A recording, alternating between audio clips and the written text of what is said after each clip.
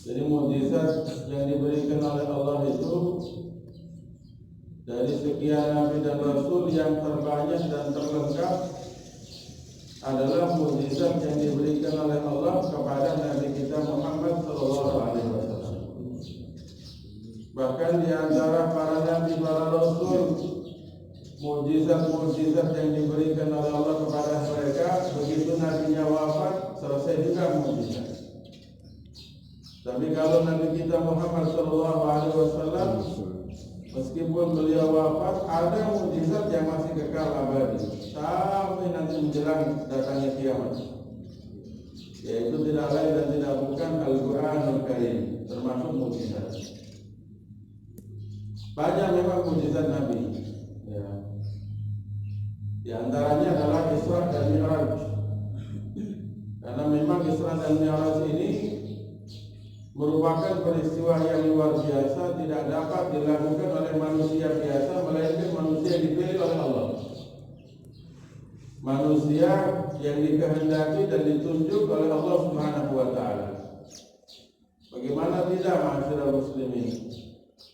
Perjalanan yang ditempuh pada saat itu sangat jauh. Namun waktu yang dipergunakan sangat singkat. Baru Isra saja itu orang kalau mengandalkan akal pikiran, apalagi di zaman seperti itu, sulit mereka menerima. Baru Isra itu minal masjidil haram ilal masjidil aqsa, dari masjidil haram ke masjidil aqsa.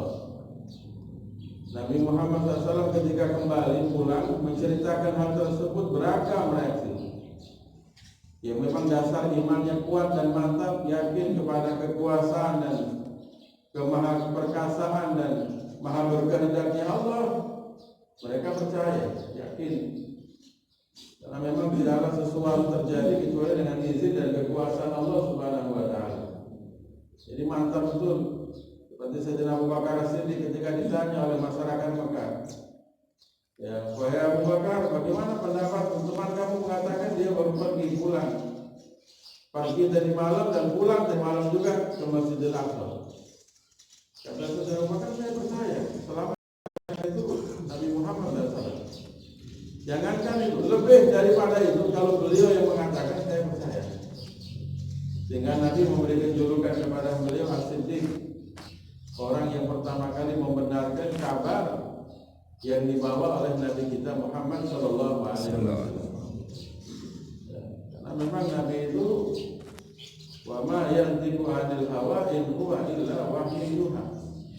Tidaklah beliau mengucapkan sesuatu kecuali wahyu yang telah diwahyukan oleh Allah kepada beliau. Termasuk apa yang dilakukan semuanya adalah petunjuk dan arahan daripada Yang Maha Kuasa Allah Subhanahu wa taala. Ada lagi yang imannya lemah, ragu. Apakah mungkin ya?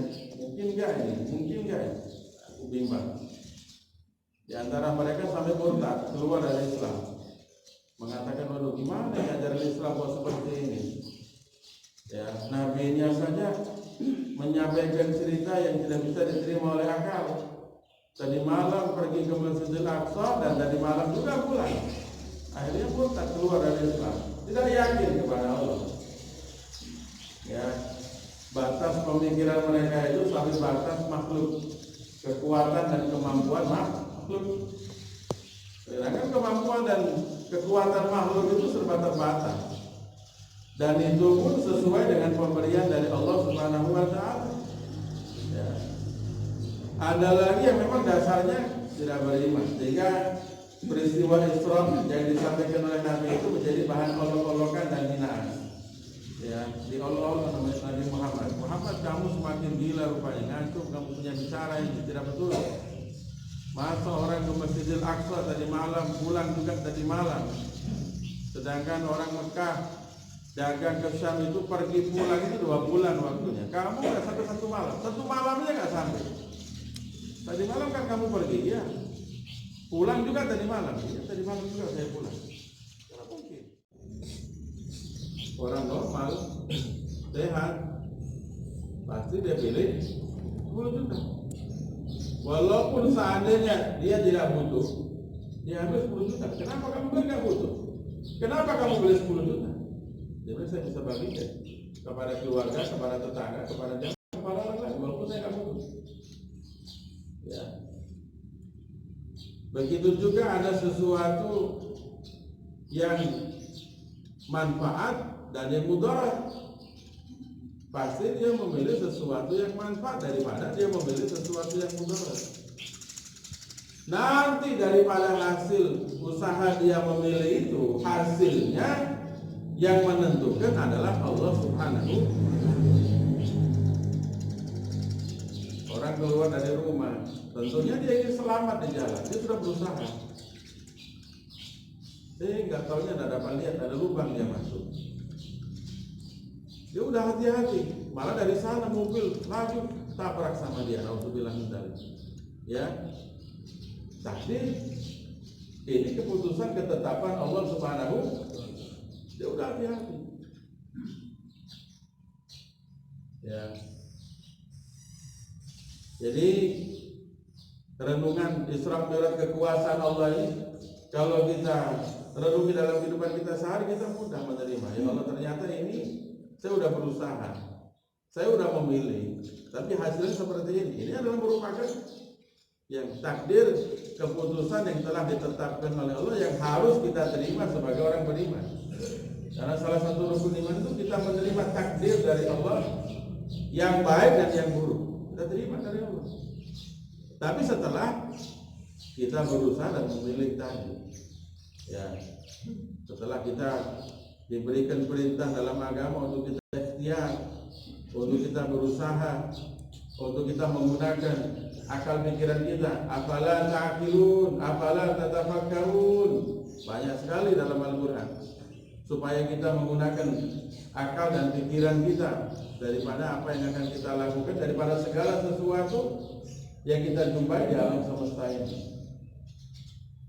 Sehingga dalam sebuah riwayat Nabi SAW beliau ya bersabda, Inna likulli da'in dawa, kata beliau. Sesungguhnya setiap penyakit itu ada dia punya penawar obat. Ya. Dan Allah Ta'ala tidak menjadikan daripada suatu penyakit, insya Allah ada yang punya obat penawarnya itu ada. Maka Nabi berpesan, fatadawaw ya ibadallah, maka hendaknya kalian itu berobat wahai hamba-hamba Allah. Carilah penawarnya. Ya. Minum obat, cari penawar. Bagaimana caranya? Tapi nanti hasilnya bukan dari obat itu, tapi hasilnya itu yang menyembuhkan adalah Allah Subhanahu. Itu hanya sebab. Lakukanlah sebab. Langkailah ikhtiar, langkailah, laluilah daripada usaha. Nanti hasilnya Allah Ta'ala memberikan. Kalau sampai orang minum obat sakit, dia minum obat dan berkeyakinan obat yang menyembuhkan bukan Allah, bisa murtad dia. Alhamdulillah.